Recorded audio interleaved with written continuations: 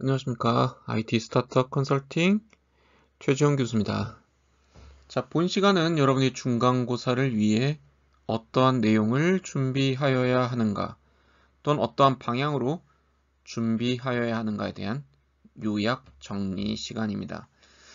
당연히 여러분들에게 설명드리는 이러한 내용들만 가지고 고득점을 얻기에는 상당히 힘들겠지만, 아무래도 우리가 시험을 봄에 있어서 큰 방향성을 알고 정리하는 것은 상당히 생산성을 높이는 데 도움이 될 거라 생각이 듭니다.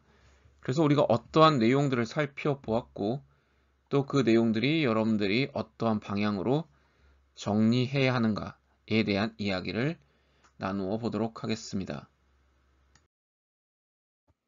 자, 우리는 1주차에서 어떠한 내용들을 살펴보았는가 살펴볼 필요가 있겠죠. 자, 첫 번째 내용은 여러분들이 미래 사회는 변화하고 있다 라는 내용이었습니다. 그리고 그와 함께 entrepreneurship이라고 하는 용어, 그 용어를 정리하였죠. 그리고 내 스스로 이러한 스타트업이라고 하는 것들을 진행하고자 할 때 어떠한 역량이 필요한지, 어떤 관점에서 바라보아야 하는지에 대해서 정리하는 시간이었습니다. 자, 관련된 내용들을 여러분들이 특징을 살펴보는 것이 학습의 목표였기 때문에 당연히 그와 관련돼서 시험이 나왔겠구나 라고 이해를 하시면 좋을 것 같고요. 자, 미래사회 변화에서 우리가 바라볼 수 있는 여러 가지 시각이 있지만 대표적으로 뷰카라고 하는 변동성, 불확실성, 복잡성, 모호성이라고 하는 개념을 통해 우리의 현재 시대를 조망해 볼 수 있었습니다. 그 용어의 의미, 특징, 그리고 그러한 특성들에 대해서 여러분들이 정리해 두셨다면 시험 보는데 큰 무리가 없지 않을까 라는 생각이 듭니다. entrepreneurship이라고 하는 용어를 이해하기 위해서는 entrepreneur 그리고 entrepreneurship 그 관련된 용어들을 이해할 필요가 있고, 그 용어가 기존에 우리가 사용했었던 용어들과는 어떤 차이점이 있는지, 그리고 우리가 일반적으로 쓰고 있는 그 개념과 우리가 명확하게 이해해야 되는 용어 간의 차이점은 무엇이 있는지 정리해 두실 필요가 있었을 겁니다. 자아성찰에 있어서는 여러분들이 창의성, 기업가 정신, 혁신이라고 하는 어떤 선순환 구조를 확보하기 위해서는 주요 역량들이 필요했었습니다. 그래서 그러한 역량들이 무엇인지를 살펴보고 그 역량을 잘 정리해 두실 필요가 있겠다는 생각이 듭니다. 그래서 우리는 창업 생태계 외형 내부의 변화가 있다 라고 하는 것들을 살펴보았고요. 그와 관련된 특징들을 정리하는 시간들을 가졌습니다. 외형적 변화에 있어서는 당연히 양적인 팽창과 질적 변화가 있었다라는 것이지요.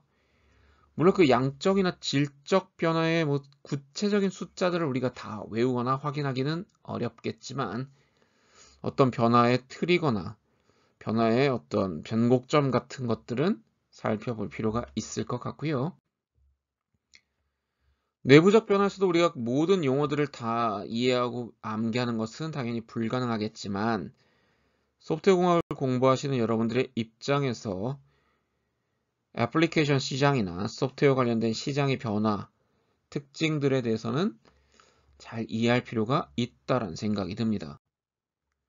특히 사회 전반의 시각적 변화에서 이런 창업 시장에 대한 변화라고 하는 것은 어떤 변화의 흐름이라고 하는 것이 존재하고 있었는데 그 각 단계별 특징이 좀 달랐다라는 거죠.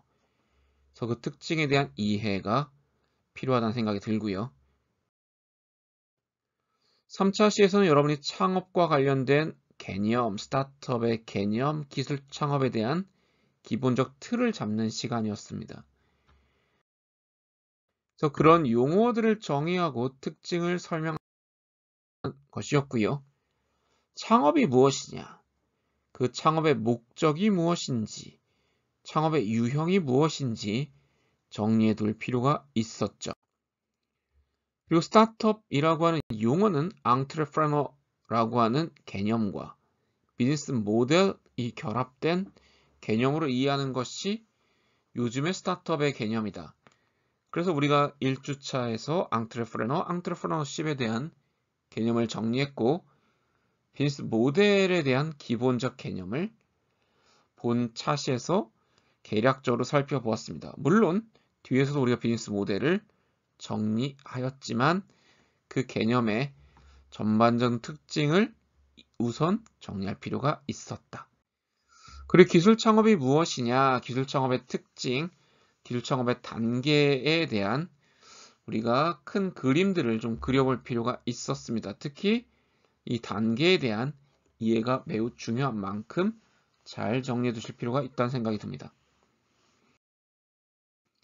2주차에서 우리는 시작에 있어서 특히 소프트 창업에 관련된 몇 가지 이슈 등을 살펴보았죠. 그래서 창업 관련된 여러 가지 배경과 특징을 살펴보았습니다.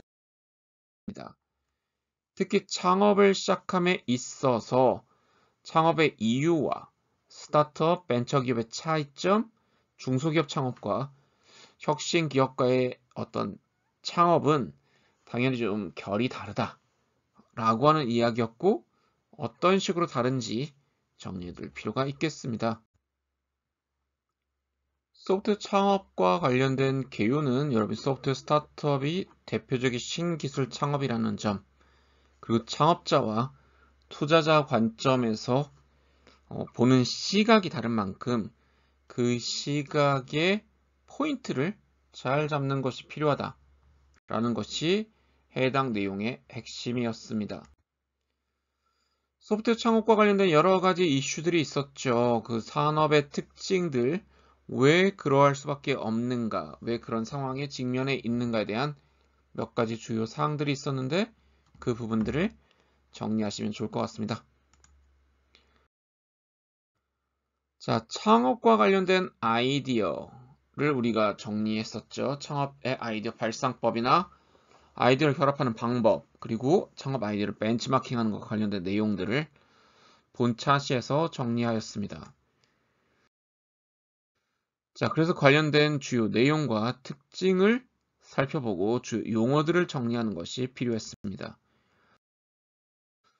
창업에 있어서 아이디어라고 하는 것은 당연히 독특하고 창의적인 아이디어가 필요한 만큼 그와 관련된 발상법이 있고요. 그 발상법과 관련된 용어, 그리고 특징들을 정리할 필요가 있겠죠. 아이디어를 결합하는 방법들 관련된 사례들을 언급드렸는데, 사례들을 우리가 평가함에 있어서 상당히 좀 어려움이 있는 만큼 개념이나 주요 용어 중심으로 여러분들이 공부를 하시면 좋을 것 같고요. 창업 아이디어를 벤치마킹하는 데 있어서 아시다시피 창의력이라고 하는 것이 단시간 내에 향상시키는 것은 거의 불가능에 가깝다라고 보고 있습니다.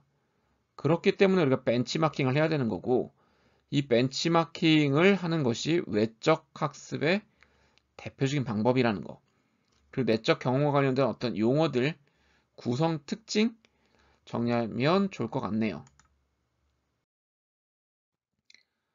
자, 하이프 사이클이라고 하는 개념, 여러분들이 시장 조사 요소, 목적, 조사 프로세스, 조사 내용 등 본차시에서 관련된 사항들을 우리가 상당히 많이 봤는데, 그 중에서 하이프 사이클이라고 하는 개념이 무엇인지 그 특징에 대해서 여러분들이 좀 살펴볼 필요가 있었습니다. 왜냐하면 기술 창업을 하기 위해서는 기술에 대한 단계나 성숙에 대한 특징을 이해하는 것이 매우 중요한데, 그 포인트를 여러분들이 잡고 가실 필요가 있었고요. 시장조사 요소나 목적에 있어서 우리가 시장을 조사한다라고 하면 시장을 조사하는 것에 관련된 어떤 단위 요소들, 또 그것을 하는 이유, 기회 요인, 위험 요인, 강점, 약점을 파악하기 위함이었다는 거죠. 그리고 시장 조사를 위한 프로세스, 목적, 과제 설정, 설계, 실행과 관련된 일련의 과정이 있음을 파악할 필요가 있고 그 그림을 제시해드린 만큼 그림을 통해서 여러분들이 정리해 두시면 좋을 것 같습니다. 그리고 시장조사 주요 내용들 여러분들이 특징이나 개념들을 다시 한번 읽어보시고 정리하시면 좋을 것 같네요. 3주차에서는 우리가 그 시장 조사 방법에 대해서 좀 더 구체적으로 살펴보았습니다. 그래서 조사 방법이 어떤 것이 있는지, 환경 분석은 어떻게 진행을 하는지, 저 조사에 있어서 영역이 존재를 하고, 거시환경 분석이 무엇이고, 고객 분석이 무엇이고, 경쟁사 분석이 무엇이고, 유통채널 분석이 무엇인지, 뒤에서 다시 이야기를 나누었지만, 큰 개념의 틀을 잡는 게 본 차시의 주요 내용이었습니다. 특히 사업계획서에서 시장 분석의 양식이 필요한 만큼 이러한 것들을 어떻게 작성해야 되는가에 대한 그림을 그리기 위해서는 해당되는 개념들을 이해할 필요가 있었죠. 그래서 외부 환경 분석의 대표 방법론이 있었고요.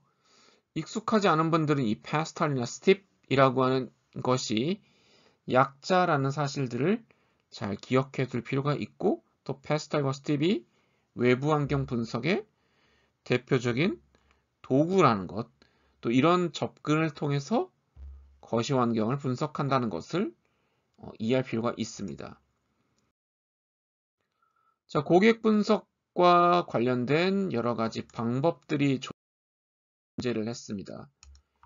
그래서 고객 분석은 어떻게 하는 거냐라고 했을 때 결국 고객을 세분화해서 보는 것이 마케팅에서 우리가 배울 수 있는 어떤 포인트입니다. 그래서 고객을 세분화하는 요소들은 결국 우리는 모든 고객을 만족시킬 수 없기 때문에 우리가 어떤 식으로 고객을 바라보아야 하는가에 대한 이야기였고요. 그와 관련된 기준들이 바로 세분화 주요 변수입니다. 그리고 이제 고객 분석을 위해서는 상당히 많은 비용이 발생하게 되는데 그 비용을 우리가 모두 지불하기는 어렵기 때문에 데스크 리서치라고 하는 것을 통해서 우리가 일반적으로 고객을 분석하게 되고요. 마케팅 리서치를 위해서 우리가 정량 정성을 수행하게 되는데 정량 조사는 상당히 많은 시간과 비용이 소비된다. 그래서 우리가 시장에서 할 수 있는 방법에는 정성 리서치가 있었고 어떤 정성적 리서치가 있었는가에 대한 사례들도 언급을 드렸지만 사례를 일일이 이해하시기보다는 시험에서는 어떠한 것들이 있는지를 계략적으로 묻고 답하는 정도로 평가를 진행하였습니다. 자, 시장 규모를 분석한다는 것은 곧 시장성을 파악하는 것이죠.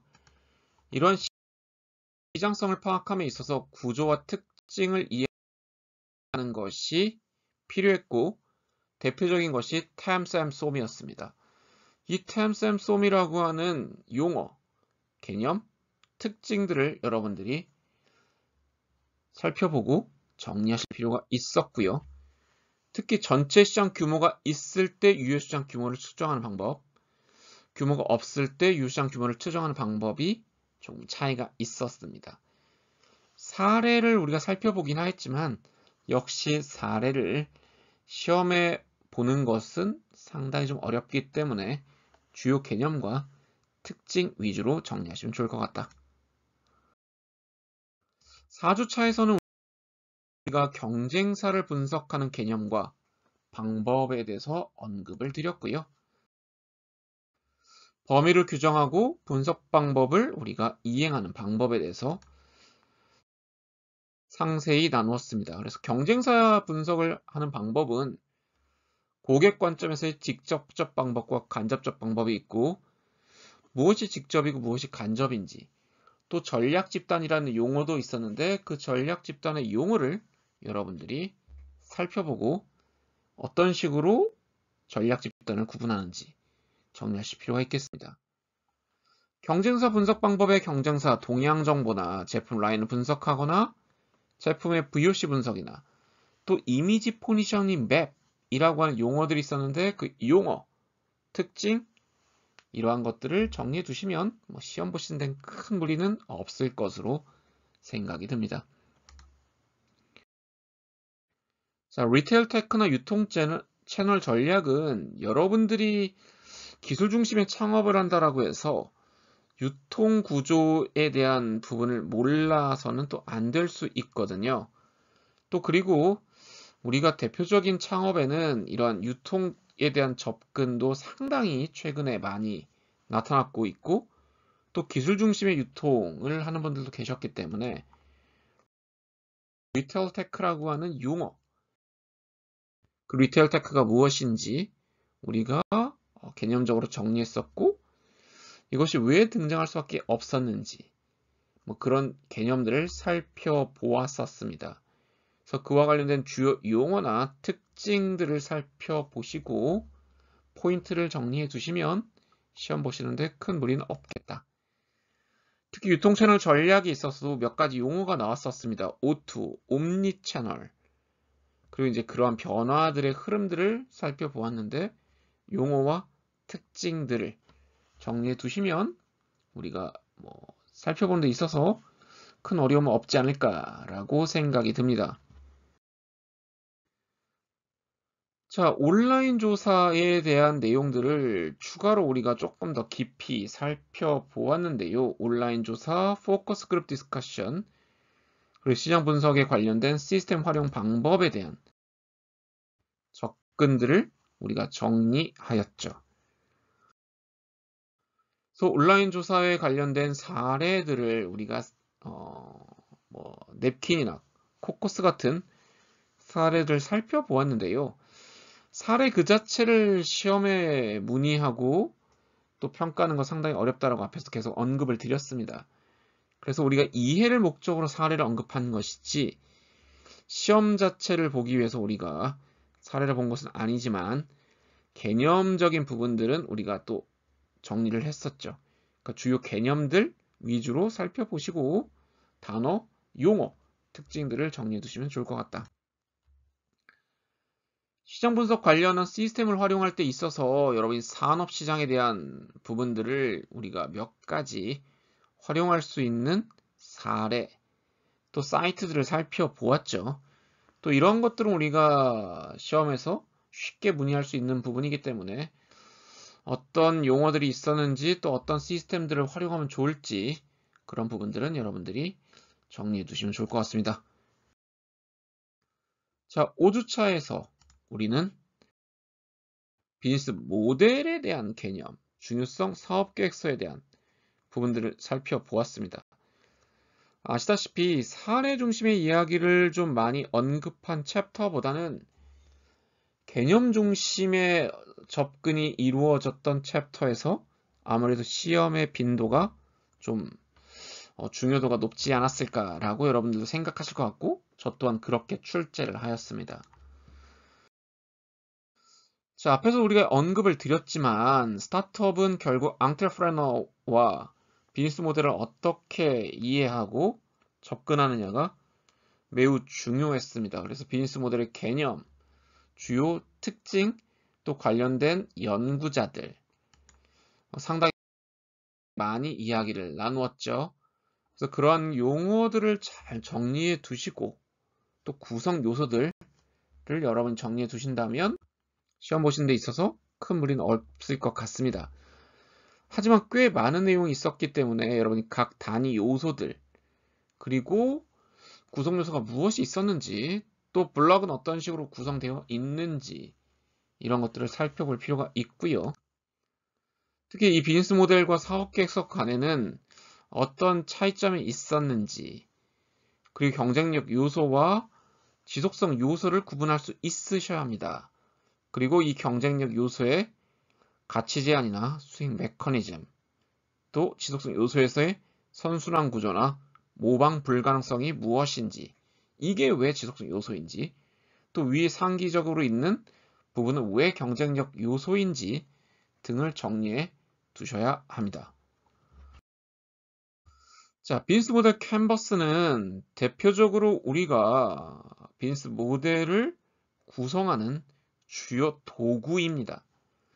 그래서 이 빈스 모델 캔버스에 대해서 누가 제안을 했고 또 구성 요소가 무엇이고 이러한 것들은 잘 이해를 해 두셔야 합니다. 특히 빈스 모델 캔버스를 정했던 알렉스 오스터왈더는 빈스 모델을 다시 한번 정의를 하였는데 그 정의가 무엇이었는지 그 핵심 키워드를 잘 살펴보시면 좋겠고요. 이 빈스 모델 캔버스의 경우에 조직의 구조 프로세스 시스템을 구성하고 있습니다. 그래서 구조 프로세스 시스템이라고 하는 이런 개념적 용어들을 포인트를 좀 잡고 가시면 좋을 것 같다. 자, 빈스 모델 캔버스는 총 9개의 블럭으로 이루어져 있습니다. 그래서 여러분들이 굉장히 많은 내용들이 보이시지만 결국 그 사항들을 어떻게 바라보아야 하는가, 그리고 이러한 것들을 또 크게 우리가 어떻게 구성 요소로 나눌 수 있는지 정리했습니다. 그래서 그런 포인트들을 잡아두시면 시험 보실 때 큰 무리는 없을 것으로 생각됩니다. 자, IT와 관련된 창업에 있어서 린 스타트업의 개념을 몰라서는 안 되죠. 그래서 린 스타트업, 린 캔버스, 또 린 캔버스는 빈스 모델 캔버스는 어떤 차이점이 있는지를 본 차트에서 정리를 하였고요. 린 스타트업의 설명이나 특징들 다시 한번 좀 보실 필요가 있고, 린 스타트업의 주요 용어들과 키워드가 있습니다. 그 키워드를 잘 살펴보십시오. 가령 예를 들어 극심한 불확실성이나 최소 요건 제품이라고 이야기하는 MVP, 그리고 왜 고객의 피드백이 필요한지, 또 차별화된 제품이나 서비스를 위해서는 이런 린 스타트업의 접근이 요구된다는 점 잘 정리해 두실 필요가 있고요. 특히 린 캔버스의 경우에 빈스 모델 캔버스보다 IT 창업 기업에 훨씬 더 적합한 실행 방법입니다. 그래서 관련된 내용들을 여러분들이 정리해 두실 필요가 있습니다. 이건 우리가 중간고사뿐만 아니라 향후의 기말의 과제를 위해서도 여러분들 린 캔버스나 빈스 모델 캔버스는 잘 정리해 두시는 것이 필요하겠다. 자, 그래서 린 캔버스 작성법을 우리가 정리했었죠. 그쵸?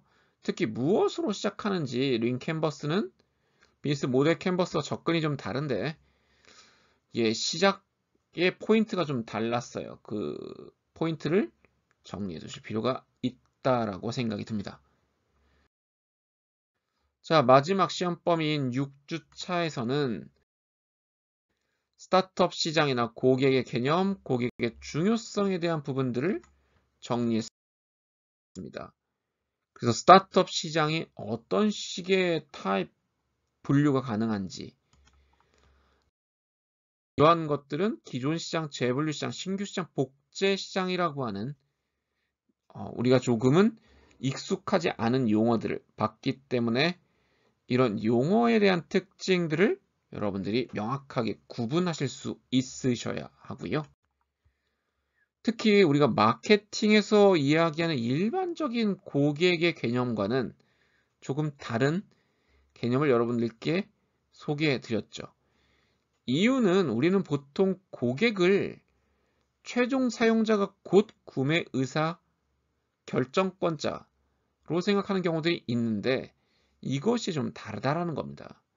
그래서 최종 사용자 구매 영향자, 공작원 추천인 구매 가능자, 의사결정권자, 이런 용어들의 차이점들을 정리해 두어야 합니다. 그리고 고객의 중요성을 위해서 제가 여러분들에게 맥도날드 밀쉐이크 사례를 알려드렸는데 이 맥도날드 사례보다는 스타트업 창업 시의 고객에 대해서 우리가 어떤 부분들을 알아야 되는지에 대한 개념들 위주로 정리해 두시면 좋을 것 같고요. 고객 개발의 4단계는 린 스타트업과 관련돼서 굉장히 중요한 개념이었죠. 그래서 여러분들이 관련된 용어나 특징들을 정리해 두셔야 하고요. 이 고객개발 4단계는 탐색과 실행의 일종의 이 순환적 구조를 갖고 있습니다. 또 순환과 또 이런 프로세스에 대한 이해가 필요하고, 또 탐색 단계는 무엇이 있고 실행 단계는 무엇이 있는지 구분하실 수 있어야 하고, 각 단계별 특징, 포인트들을 강조해 드렸는데 그 강조 사항들을 여러분들이 잘 잡아 두셔야 시험 볼 때 혼란이 없을 것 같습니다. 자, 스타트업과 관련된 가설이 있었어요. 가치 가설이 있었고 성장 가설이 있었는데, 이 가설이라고 한 의미, 그리고 왜 가설이 세워져야 하는지, 그리고 가치 가설은 무엇이고 성장 가설은 무엇인지, 이러한 차이점들을 정리해 두셔야 합니다. 프로덕트 마켓 핏이라고 하는 것은 도대체 무엇인지, 문제 맞춤, 솔루션 맞춤, 사업 모델 맞춤, 규모 확대가 무엇이었는지, 이런 용어들을 정리해 두십시오. 자, 시험 범위의 마지막 차시는 디자인 싱킹과 관련된 내용이었고요. 이런 디자인 싱킹에 대한 부분들이 왜 필요한가? 그래서 디자인 싱킹에 대한 특징이나 프로세스에 대해서 여러분들께 소개를 해드렸습니다. 디자인 싱킹은 우리가 인간을 관찰하고 공감해서 문제를 정의하는 접근이기 때문에, 특히 스타트업을 위해서 아이디어를 얻고자 하고 또 고객을 이해하는 데 있어서 매우 중요한 개념으로 사용이 됩니다. 그래서 그와 관련된 용어나 특징들을 잘 정리해 두시면 되고요. 디자인 싱킹 프로세스에도 이런 단계적 흐름이 존재를 하는데, 항상 그 단계라고 하는 것은 단계를 잘 따랐을 때 좋은 결과를 얻을 수 있다는 것을 가정합니다. 그래서 항상 시작과 끝이 무엇인지, 각 단계별 특징이 무엇인지 정리해 두실 필요가 있습니다. 그리고 이런 디자인 싱킹 사례는 여러분의 이해를 함양하기 위하니까 사례 그 자체를 너무 이해를 위해서 시간을 할애하시는 것은 시험에는 큰 도움은 되지 않을 것 같다는 생각이 듭니다. 어쨌든 여러분들이 시험은 기본적으로 여러분들이 주요 개념과 특징을 잘 이해하였는가를 중심으로 문의를 드렸고, 여러분들이 어렵지 않게 저는 시험을 볼 거다라고 생각이 들지만, 여러분들이 아시다시피 우리 시험은 기본적으로 여러분들이 주 용어와 특징을 잘 정리하신다면 어렵지 않게 평가를 진행할 수 있다고 생각이 들고요. 여러분들이 시험 준비를 또 안 하면 또 기대한 만큼의 결과를 얻을 수 없는 만큼 일부 시간은 할애해서 정리 시간을 꼭 가셨으면 좋겠다라고 하는 당부를 전하면서 마무리하겠습니다. 자, 여러분들 시험 잘 보시기를 바라고 좋은 결과 있기를 바랍니다. 감사합니다.